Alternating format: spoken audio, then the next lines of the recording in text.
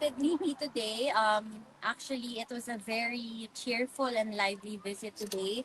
Because syempre, nakitaan sa mong papa, yung mga girls. Actually, as we entered the room, nandun na siya. He was early today, maybe because alam niyang kami dalawa yung bibisita. So, he was early today and nakatalikod siya. So, pagpasok namin, nakatalikod na.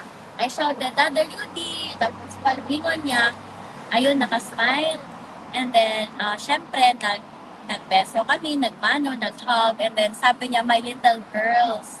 So, yun yung tawag niya sa amin ng sister ko, si VP Sara, little girls niya daw. So, today, medyo mahaba yung kwentuhan, and he was, ayun, bumalik yung pagka-humorous niya nung kaming dalawa yung nandun, and he was even, joking around kasi may microphone doon. Tinatabunan niya, tapos ganyan na naman.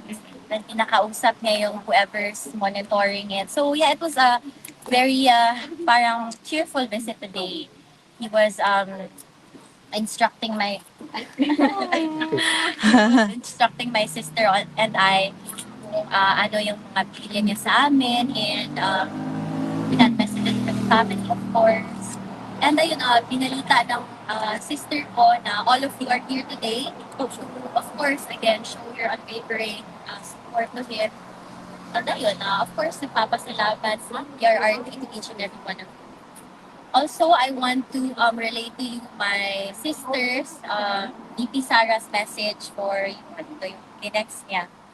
Okay, so mga kababayan, PRRD has requested that all 4 children visit him at the same time.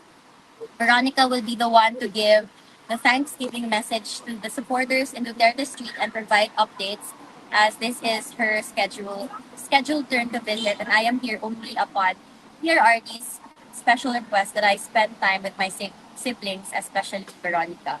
Daghang salamat, Sara Duterte. So, yan yung mensahe niya.